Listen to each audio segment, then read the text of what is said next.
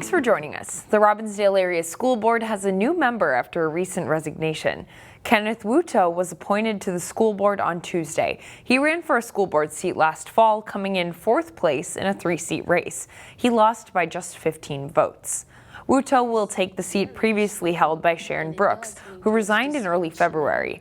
The school board considered using an application process with interviews to fill the vacancy, but decided to appoint Wuto in a split vote. He has a 30-day waiting period before he can be seated on the board. His term runs through December 2026. Meanwhile, the Robbinsdale School Board is still looking to cut about $21 million from its budget before the next school year.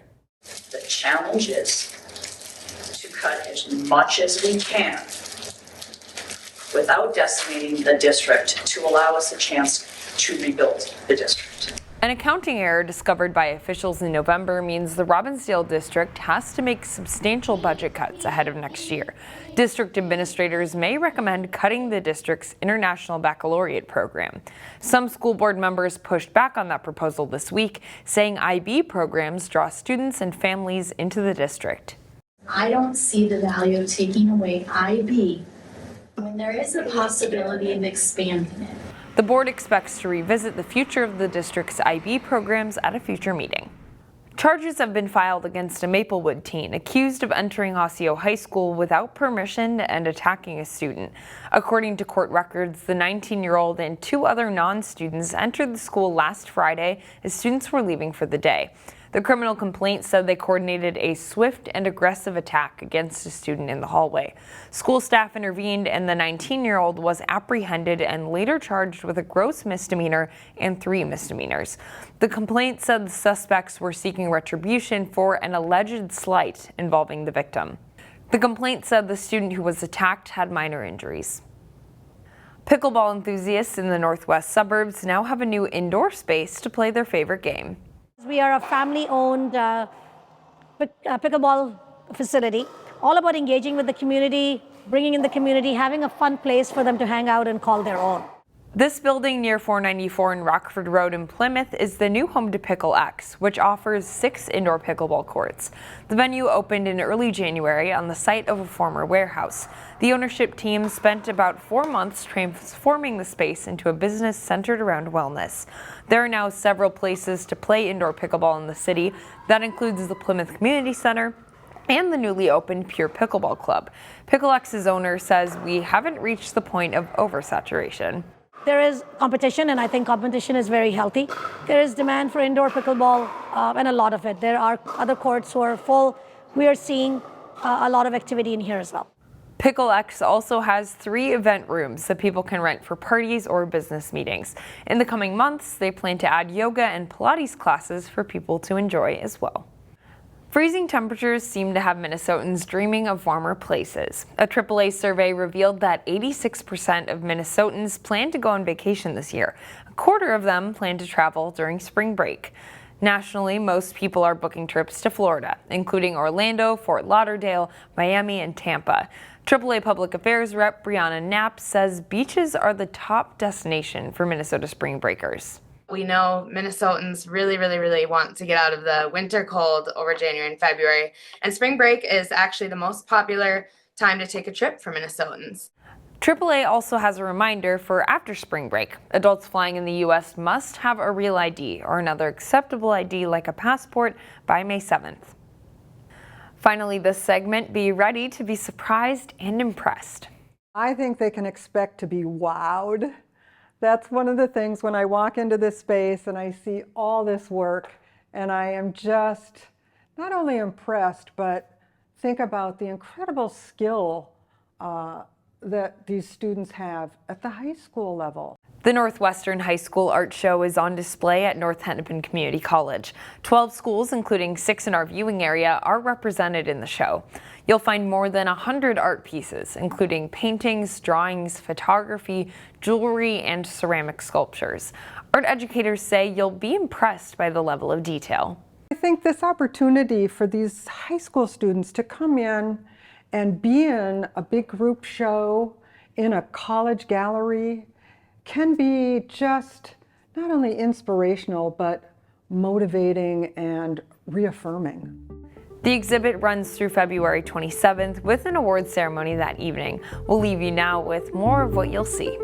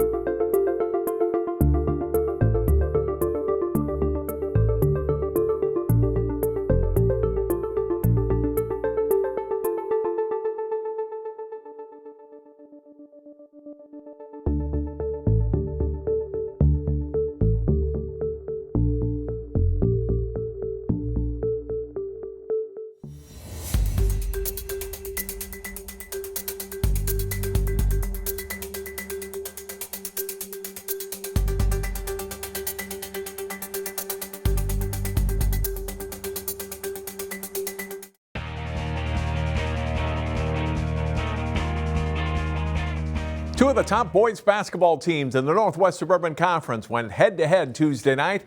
Chaz Moots has the highlights. Champlin Park boys basketball on a roll as of late. The Rebels have won 12 in a row, facing off at home against another hot team, Totino-Grace, coming into Tuesday's game, winners of 10 of their last 11 games. In the opening minutes, Dothan Ijidembola, nothing but net from deep. Eagles up early by 1 point. Just a few possessions later, Chase Watley gets in the paint, pivots, and dishes to Daniel Zoa for an easy 2. Tyler Wagner was on Totino-Grace's last 3 state championship teams. He was hooping against his former team 3 from deep. Then on the very next offensive possession, Wagner pulls up from beyond the 3-point line and sinks the triple. Champlin Park up 28-26 with 7 minutes left in the first half. Later on, another guard who's been playing well this year is 5'11" sophomore Malachi Hill. In out Hezzy pull-up Jay. Hill scored 17, Eagles up 1 at halftime. Start of the second half, Watley on a fast break. He goes through the contact for the and one lay-in. Minutes later, Ijidembola on the perimeter, ISO crossover into a step-back 3 of Ijidembola's 13 points on the night. TG up 7. The Rebels chipped away at the lead bit by bit. Gavin Walter, nice drive and pass to a wide-open Kyler Pust. Wagner was doing all he could to try to get the win against his old team. Most of his damage was from behind the arc. Stop and pop triple. Wagner scored a game-high 36 points. But late in the game, TG put the ball in number 13's hands and let him work. Watley hesitation up and under. He ended up with 32. He also did a great job of passing when doubled. Totino-Grace ends up getting a 9-point win over the Rebels. In Brooklyn Park, Chaz Moots, CCX Sports. The Totino-Grace girls basketball team is having a solid season. They hosted Champlin Park Tuesday. Jay Wilcox has the highlights. Totino-Grace looking for their 16th win as they host a young Champlin Park squad in girls basketball. Grace starts fast. Maria Radaba with the layup as the Eagles get the first 6 points of the game. Chloe Nuss pops a 3 from the left side on her way to a 20-point first half for the Eagles. Caroline Schrader is open for a 3 from the top of the key, and the Eagles go up 31-17. But Leslie Phelps and the Rebels storm back. A bad TG inbounds pass leads to a layup for Kendall Jackson, and they're within 35-30. Erin Kaluza bombs a 3. She scores 15 in the first half, and Champlin Park is within 37-35 at the half. But the Eagles again take control early in the second. Quick passing to Nuss for the bank shot in close. Then Erica Welsh with a nice feed to Ava Latecki for 2 inside. It's 46-35 Eagles. Layla Wynn with a nice pass to Allison Grindy for the layup on the break as the Rebels pull within 9. But Grace is never really threatened. Nuss scores 32 as the Eagles win 73-54. Both teams close the regular season Friday. Jay Wilcox, CCX Sports. Class AA boys hockey playoffs get underway for most of our local teams Thursday night. It's the quarterfinal round in both Section 5AA and 6AA. In Section 5, Osseo won a play-in game Tuesday and now faces top-seeded Rogers in Rogers. Fifth-seeded Blaine plays number 4 Totino-Grace at Brooklyn Park Arena. Maple Grove is seeded second and hosts Spring Lake Park Coon Rapids. Champlin Park, meanwhile, is the number 3 seed, and they are home to play Centennial.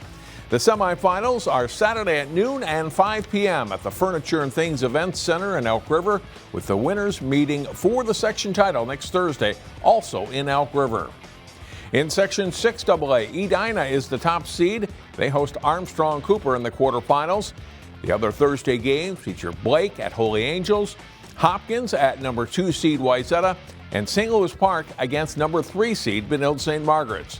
The semifinals are Saturday at 3 and 7 p.m. at Bloomington Ice Arena, and then the Section 6AA championship game next Wednesday at Ritter Arena in Minneapolis. That's all for sports. I'm John Jacobson.